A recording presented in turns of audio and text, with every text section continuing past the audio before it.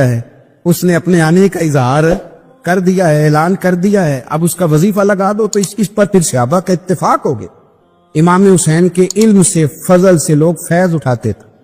حضرت سیدنا امام حسین کی شہادت کے بعد حضرت عبداللہ ابن زبیر رضی اللہ تعالیٰ عنہ نے قاتلان حسین سے خطاب کیا اور فرمانے لگے، اللہ کی قسم تم نے اس شخص کو شہید کیا ہے جو راتوں کو لمبے لمبے قیام کرتا تھا، اور تم نے اس شخص کو شہید کیا ہے جس سے میں دن میں جب بھی ملتا تھا تو وہ روزے سے ہوتا تھا۔ تم نے اس شخص کو شہید کیا جو قائم اللیل تھا، صائم الدہر تھا۔ سرکار دو عالم علیہ السلام نے فرمایا، ایک آدمی نے 500 سال بغیر ریاکاری کے اللہ کی عبادت کی۔ 5 سال نہیں ہوتی بغیر ریاکاری کی۔ تہجد پڑھنے والا جب تک 6 لوگوں کو بتا نہ دے تہجد پڑھیے، اتنی دیر تو تہجد آگے بڑھتی نہیں۔ کم از کم 6 بندوں کو پتا ہونا چاہیے۔ اور میرے جیسے حاجی نمازیوں کا تو دل کرتا ہے کہ وظیفے پہ بندہ رکھا جائے جو تعریفیں کرے صبح و شام۔ حاج صاحب کی کیا بات ہے، حضرت صاحب کی وظیفہ دیں گے اس کو مہینے کا، اور وہ تعریف کرے کھول کے کہ آپ کی بڑی بات۔ یہ مرض ہے، تعریف سننا نا، یہ بیماری ہے۔ حضور فرماتے ہیں یہی بندہ جب اللہ کے حضور کھڑا کیا جائے گا تو رب کریم اس سے کہے گا کہ چلو اس کو میرے فضل سے جنت میں لے جاؤ۔ تو عرض کرے گا مالک فضل تو ٹھیک ہے پر 500 سال لگائے میں نے۔ 500 سال جس نے لگائے، بول پڑا یا اللہ 500 سال لگائے اور تو کہتا ہے کہ اس کو میرے فضل سے لے جاؤ۔ تو رب کریم نے فرمایا چلو کوئی نہیں، پھر انصاف کر لیتے ہیں۔ الٹی آنکھ کی روشنی نکال کے ترازو کے ایک پلڑے میں رکھو اور 500 سال کی بغیر ریاکاری کی عبادت دوسرے پلڑے میں رکھو۔ کبھی اس مریض سے پوچھنا جس کو ڈاکٹر کہہ دیتا ہے کہ تیری آنکھ کا علاج نہیں ہو سکتا۔ بے بس ہوتے ہیں ڈاکٹر، جواب دے جاتا ہے شعور۔ پوچھ کبھی اس شخص کو، کہتا ہے بس جناب اب آپ اپنی آنکھیں موجود ہونے کے باوجود آپ دیکھ نہیں سکتے، اتنی موٹی آنکھ لگی ہوئی ہے، لیکن روشنی اللہ چاہے تو دیتا ہے، نہ چاہے تو نہیں دیتا۔ ایک آنکھ کی روشنی ایک پلڑے میں رکھ لو اور دوسرے میں 500 سال کی عبادت رکھ دی۔ اللہ اکبر۔ تو رب کریم نے فرمایا اب تولو۔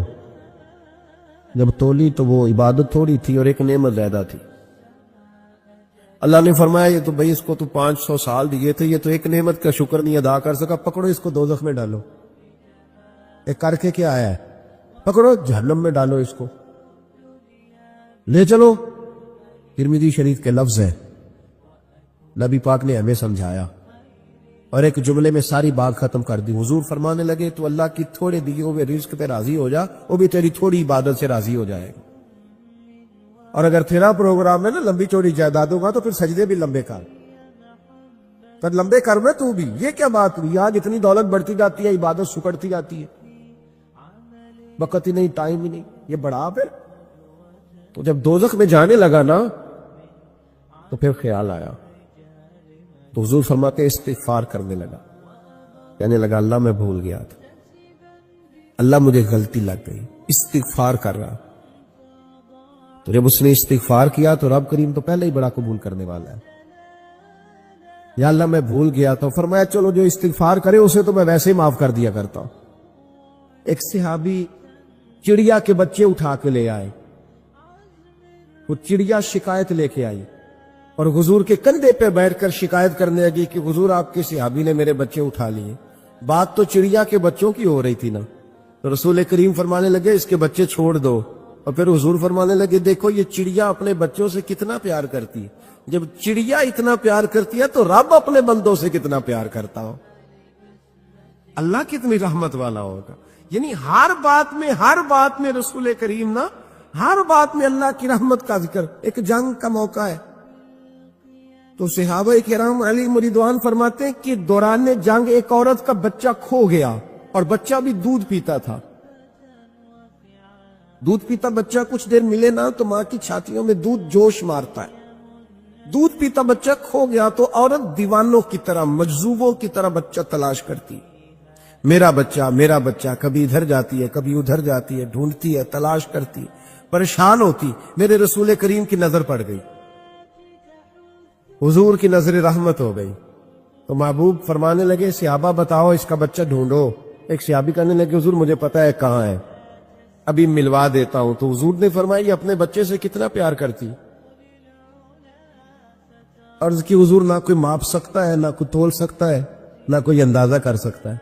हुजूर की आंखों में आंसू आ गए। फरमाया जरा एक बात तो बताओ या रसूलल्लाह पूछिए। फरमाया अगर इसका बच्चा इसे मिल जाए तो ये उसे आग में डालेगी। उसे आप अर्ज करने लगे हुजूर हो ही नहीं सकता, ये तो गर्म हवा नहीं लगने देगी। तो हुजूर फरमाने लगे मेरा रब इससे बहुत बढ़कर अपने बंदों से मोहब्बत करने वाला और इससे बहुत बढ़कर अपने बंदों पे रहम करने वाला है। वो भी चाहता नहीं कि उसके बंदे जहन्नम में जाए। इमाम गजाली ने बड़ी खूबसूरत रवायत लिखी। हजरत अबू हुरैरा रज़ी अल्लाह तआला अन्हु फरमाते हैं कि हम लोग बैठे थे तो यकायक एक देहाती आराबी आया, यकायक अंदर दाखिल हुआ। अस्सलाम वालेकुम कहा। बंदा बड़ा सादा था, ये भी नहीं पूछा कि बातें क्या हो रही थी, कोई सवाल जवाब नहीं। सलाम लेने के फौरन बाद अर्ज करता यार रसूलल्लाह एक मसला पूछना था। कहते हम हैरान हो गए कि यार पहले पूछ तो ले, पहले क्या बात हो रही, आते ही अपनी छेड़ दी है। एक मसला पूछना तो हुजूर ने फरमाया पूछो। अर्ज करने लगा हुजूर ये बताए कयामत वाले दिन हिसाब किसने लेना है। तो महबूब मुस्कुराए, फरमाया बोले आदमी सादी सी बात है, हिसाब अल्लाह ने लेना है। कहते वो बात सुन के ना तो चल पड़ा, जवाब सुन के तो चल पड़ा, रुका ही नहीं। तो हुजूर ने फरमाया ठहर तो जा, पहले तो तू आया है, सलाम ली है, बात भी कोई नहीं करने दी, धड़ाम से अंदर दाखिल हुआ है और सवाल का जवाब लिया और फिर तूने तबसरा ही नहीं किया तो निकल गया है। या रसूलल्लाह हुक्म करे। फरमाया क्या पूछ रहा था। हुजूर पूछा है कि हिसाब कौन लेगा। तो हुजूर फरमाने लगे मैंने बताया अल्लाह लेगा। तो बोला क्यों नहीं। कहने लगा या रसूलल्लाह बस इतना ही पता करना था, अगर अल्लाह ने हिसाब लेना है तो फिर हमने बाची जाना है इंशाअल्लाह। था फिर बाची जाना है। तो हुजूर फरमाने लगे किस तरह। कहने लगा या रसूलल्लाह जब वो करीम गालिब आएगा ना, जब उसका गलबा आएगा तो वो बड़ा करीम है, उसने माफ ही करना, उसने माफ ही करना है, उसने करम ही करना है। अदल करे ते थर थर कंबल, अदल करे ते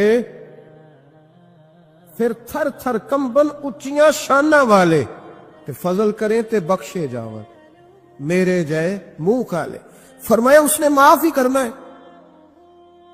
हजरत अबू हुरैरा कहते हैं कि हुजूर ने फरमाया ठीक है तू जा। वो चला गया तो हुजूर रोने लगे।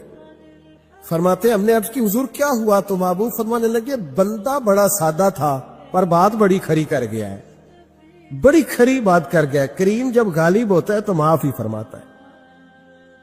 तो भाई सादे लोगों को भी पता था कि अल्लाह की रहमत की बात हमारे घरों में, हमारी गुफ्तगू में, हमारा एक दूसरे से मिलना, नाराज ना होना, मायूसी की बातें करते हैं। मायूसी, मैं इंतजार में हूं, मैं इंतजार में हूं कि कोई बंदा मुझे मिले और आके कहे मैं बड़ा राजी हूं, बताए अल्लाह का शुक्र कैसे कर दो।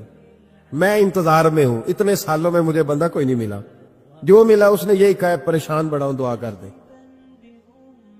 बड़ी अजियत है, सबसे ज्यादा मैं ही तंग हूं। कुछ करे, कोई वजीफा बताए, कोई तावीज दे, कोई मिले ना यार, कोई मिले, कोई कहे कि अल्हम्दुलिल्लाह ताला। और मैंने तालीम के लिए सिर्फ और इज़हारे नेमत के लिए, तशक्कुर के लिए कई दफा आपके सामने ये कहा है कि अल्हम्दुलिल्लाह जिस तरह के उस्ताद मुझे मिले शायद किसी को ना मिले, और मैंने इज़हारे तशक्कुर के तौर पर कहा है फिर किस तरह के शागिर्द मुझे मिले हैं इतने अच्छे फरमा बरदार शायद किसी को ना मिले, और जिस तरह के सादे और दरवेश माँ बाप अल्लाह ने मुझे अता फरमाए। अब तो बड़ा तेज लोगों का जमाना है ना, शायद कहीं मुयस्सर आए। और मैं कहा करता हूं इतने फरमा बरदार मुरीद भी नहीं मिलते। लोग तो कहते हैं फरमा बरदार नहीं मिलते, हमें अल्हम्दुलिल्लाह फरमा बरदार, ताबेदार हर लिहाज से अच्छे मिले। उसकी वजह यह है कि जैसे मुर्शद अल्लाह ने हमें अता फरमाया ऐसा किसी को अल्लाह ने अता, तो शुक्र करें अल्लाह की नेमतों, शुक्र करें। बस जहां बैठेंगे जुमले टूटेंगे, जहां बैठेंगे परेशानी। मुझे कुछ बंदे ऐसे मिलते हैं दुनिया में जो सिर्फ वो अकेले ही ठीक है, यानी अब्बा जी ने भी जुल्म ही किया सारी जिंदगी, अम्मा ने भी जुल्म ही किया, उस्ताद भी सारे गलत मिल गए और हर बंदा ही उन्हें, और फिर बाद में औलाद मिली तो नाफरमान ही मिल गई। तो मैं कहता हूं यार ये हो नहीं सकता। वैसे बहरहाल चलो अगर तू कहता है तो बात समझ में आती है कि हो सकता है कोई सानेहा ऐसा हो गया हो। अल्लाह की रहमत की बात करें, मेरे नबी करीम علیہ السلام نے فرمایا بندہ سادہ تھا پر بات پتے کی کر گیا. یہاں تک لکھا امام صفوری نے کہ قیامت کے دن اللہ ایک بندے کے لیے دوزخ کا حکم دے گا. بندہ جہنم کی طرف جا رہا ہے, فرشتے زنجیریں ڈال کے کھینچ کر لے جا رہے ہیں. بندہ جا رہا ہے دوزخ کی طرف, فرشتے کھینچتے ہیں تو پھر مڑ کے پیچھے دیکھتا ہے. توجہ ہے میری بات پر؟ ادھر دیکھنا ذرا. وہ کئی دفعہ کسی کو کھینچتے ہیں نا تو مڑ مڑ کے پیچھے دیکھتا ہے. چلو آپ کو سمجھاتا ہوں, سمجھ آ جائے گی. وہ جب سکول جانے کو دل نہیں نہ کرتا تھا جی, ان کے لیکچر دینے نا اپنے بچیاں نو, اور بڑا 1.5 گھنٹے کا, بچے ناراض نہ ہو جائے. جب وہ کبھی جس نلائق کا سکول جانے کو دل اور اس کو کھینچتے تھے تو وہ پلٹ پلٹ کے پیچھے جاتا نہیں. اسی طرح مدرسے میں بھی جب آتے ہیں تو کئی بچے ایسے ہوتے ہیں جو آتے نہیں تو کھینچ کھینچ کے نہیں لے جاتے کئی دفعہ. تو جب کھینچ کے فرشتے جہنم کی طرف لے جا رہے ہیں, کھینچتے ہیں تو پلٹ کے پھر پیچھے دیکھتا ہے, پھر فرشتے کھینچتے ہیں پھر پیچھے دیکھتا ہے, پھر فرشتے. ذرا نظارہ دیکھنا, دوزخ کو لے جا رہے ہیں, پلٹ پلٹ کے اللہ کی طرف دیکھتا ہے. دوزخ کا دروازہ آ گیا, پھر پیچھے دیکھ رہا ہے. رب کریم نے فرمایا اسے واپس بلاؤ, رحمت دا دریا الہی, بلاؤ اسے واپس. واپس آیا. اللہ نے فرمایا بتا تو پلٹ پلٹ کے کیا دیکھتا تھا؟ ویسے اللہ کو نہیں پتا کیا دیکھ رہا ہے, کیا دیکھ رہا تھا. تو رو پڑا, عرض کرنے لگا مالک میرا یقین تھا کہ تو بڑا ہی کریم ہے. اللہ میرا ایمان تھا تو بڑا رحیم ہے. اللہ میرا ذہن تھا تو معاف کرنے والا ہے. جب فرشتے کھینچتے تھے نا تو شیطان مجھے کہتا تھا اب تو جہنم میں جائے گا, پر میرا یقین کہتا تھا نہیں, رب نے معاف کر دینا ہے, اللہ نے معافی دے دینی ہے, بخشا جاؤں گا. پھر شیطان کہتا تھا جب فرشتے کھینچتے تھے, میں کہتا تھا نہیں معافی مل جائے گی. یا اللہ دوزخ کا دروازہ آ گیا پر میری امید نہیں ٹوٹی. اللہ دروازہ جہنم کا آ گیا پر میری امید نہیں ٹوٹی. اور جب میں نے آخری دفعہ پلٹ کے دیکھا تیری آواز آئی کہ واپس لاؤ, تو میرے اندر سے آواز آئی کہ لے بھئی تیرا یقین جیت گیا ہے, تیرا ایمان جیت گیا ہے, تیرے اندر کی روحانیت کامیاب ہو گئی. بندے اور رب کی باتیں ہو رہی ہیں تو فرشتے چپ کر کے کھڑے ہیں. رب نے فرمایا تم خاموش کھڑے ہو. عرض کی یا اللہ اب اس کا کرنا کیا ہے؟ فرمایا کرنا کیا ہے؟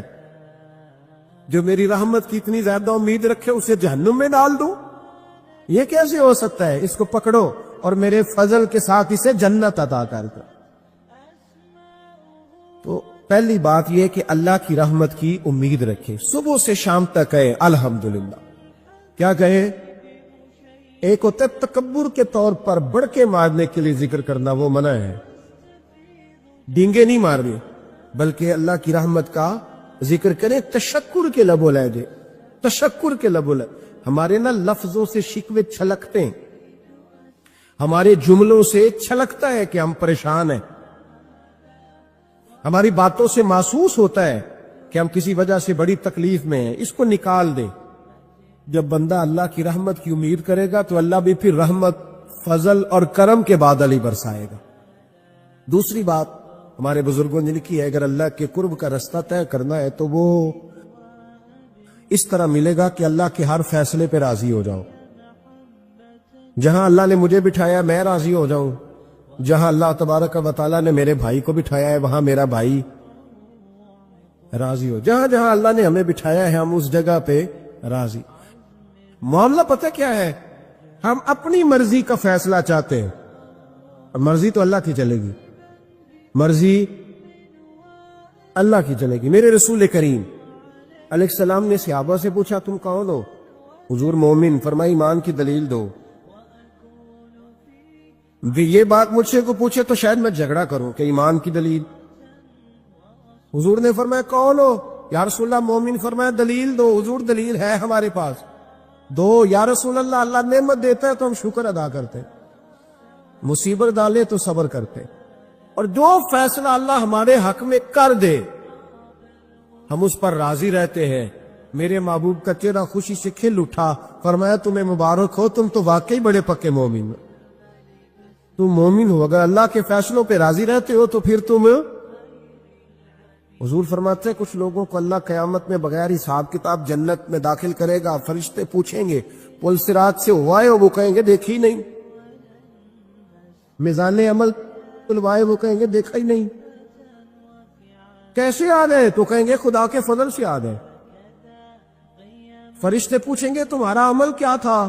وہ کہیں گے کچھ بھی نہیں، عام لوگوں کی طرح نماز پڑھتے تھے، روزہ رکھتے تھے، حج فرض ہوا تو کیا، زکوٰۃ اگر ہمارے اوپر لاگو ہوئی تو دی، عام روٹین کے معاملات۔ تو فرمائے اتنی بڑی فضیلت کے بغیر حساب کتاب جنت، کوئی تو وجہ ہوگی۔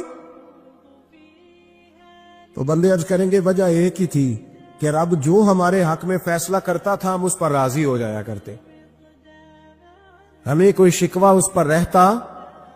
علامہ ڈاکٹر محمد اقبال رحمت اللہ علیہ، توجہ ہے میری بات پر؟ ادھر دیکھنا ذرا میری طرف، اللہ آپ کو خوش رکھے۔ کچھ لوگ نا جی کہتے ہیں ڈاکٹر اقبال نے داڑھی کیوں نہیں رکھی تھی؟ تو جی غلطی کی علامہ اقبال نے، رکھنی چاہیے تھی ادھر۔ ناراض ہو گیا آپ لوگ؟ جو جس کی غلطی ہے وہ اس کی یہ غلطی ہو گئی ان سے، انہوں نے نہیں ٹھیک کیا۔ اب اقبال کے داڑھی نہ رکھنے سے کیا سنت کی مخالفت پر اسے ڈگری دی جائے گی؟ وہ میں ہی کیوں نہ ہوں، جو کام خلاف سنت ہے وہ بہرحال۔ لیکن میرا سوال یہ ہے کہ اقبال نے صرف داڑھی نہیں رکھی، باقی سارے کام اچھے کیے، تو آپ باقی کے تو سارے اچھے کر لینا۔ اقبال نے جو کام کیا، جو دین کا درد دیا، جو پیغام دیا، جو جد و جہد کی، اس کو تو سمجھ لو نا۔ مطلب صرف داڑھی پہ آ کے دلیل پکڑتے ہو۔ علامہ اقبال نے مکان بھی نہیں بنایا اپنا، کتنا بڑا آدمی ہے، کوئی جائیداد ہے اس کی؟ تسی بھی چھڈو مکان سارے۔ اقبال وہ دیکھیں نا، بابے بلے شاہ کی لوگ مثال دے دیں کہ بابا صاحب مجذوب آدمی تھے، تو بابا صاحب کے حصے میں تو کئی مربع زمین آتی تھی، وہ بھی انہوں نے نہیں لی۔ ہمارا ملانگ روٹی کا اس کو پتا ہے، نوٹوں کا بھی پتا ہے کہ 5000 والا کون سا ہے، 100 والا کون سا ہے، باقی ٹائم وہ بابا بلے شاہ بن جاتا ہے۔ یہ کون سا سٹائل ہے کہ مرضی کی چیز آئی تو قابو کر لی؟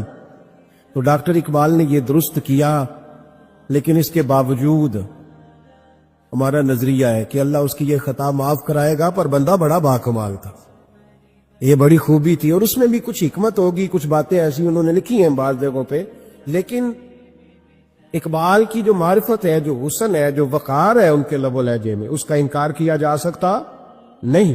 لیکن اس کو ہم ڈیفینڈ بھی نہیں کرتے، جو کسی میں کوئی کمزوری ہے وہ بہرحال اس کی۔ وہ ایک سوال بڑا اٹھتا تھا، لوگ کہتے تھے کہ آپ روز داڑھی کی بات بھی کرتے ہیں اور علامہ اقبال کی بات بھی کرتے ہیں، تو میں نے آج اس کی وضاحت کر دی۔ حضرت مولا علی شیر خدا رضی اللہ تعالیٰ عنہ ارشاد فرماتے کہ ایک عربی نبی پاک صلی اللہ علیہ وسلم کی بارگاہ میں آیا اور اس نے بار بار سوال کیا، بار بار حضور سے سوال کرنے لگا۔ سرکار کی عادت تھی کہ جب آپ کی طبیعت مبارک، مزاج مبارک بڑا ٹھنڈا ہوتا تھا تو آپ سوالوں کے جواب دیتے، اور جب کوئی سوال کا جواب نہ دینا چاہتے تو خاموش ہو جاتے۔ لیکن اس نے بار بار اصرار کیا نا۔ یہ مجموع الزوائد میں حدیث موجود ہے، راوی ہے مولا علی شیر خدا۔ دیکھیں حضور کا نور دینے کا شوق کتنا ہے۔ نبی پاک صلی اللہ تعالی علیہ وسلم سے جب اس اعرابی نے بار بار سوال کیا نا، تو پھر حضور خود فرمانے لگے چل پھر مانگ، تو کیا مانگتا ہے؟ مولا علی فرماتے ہیں